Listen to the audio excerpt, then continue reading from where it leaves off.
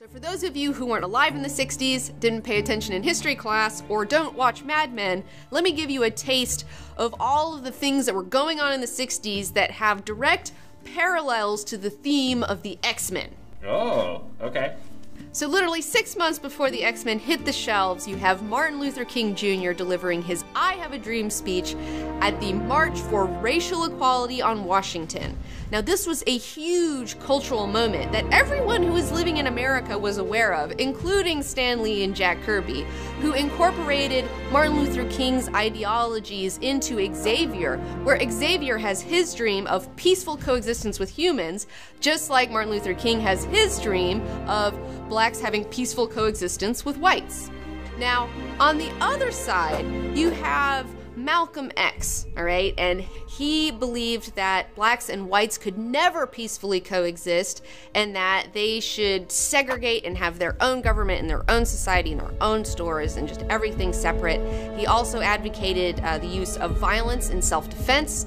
And these ideologies were put into Magneto, who believes that mutants and humans will never be able to peacefully coexist, and he just thinks that they just need to take over, and that's it.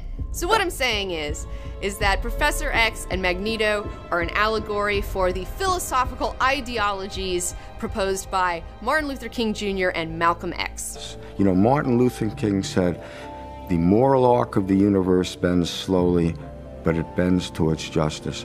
Also in 1963, you have the President of the United States, John F. Kennedy, being assassinated, which freaked everybody out, okay, because like he's just this huge symbol of stability, and then if you kill the president, it's like you don't even know what's going on anymore. I mean, like, who's next, you know? I mean, the whole 60s, there was just so many assassinations going on. It was just out of control. It was felt that somehow this was a plot to stop progress. Also in the 60s, you had several important civil rights laws finally put into place. These increased opportunities in employment and education and housing must be open to Americans of every color, including the Civil Rights Act, which federally ends discrimination.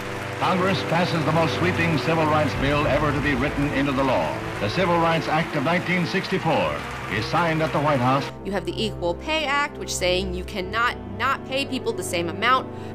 The Great Society rests on abundance and liberty for all. It demands an end to poverty and racial injustice. And while watching the success of the civil rights movement, you have other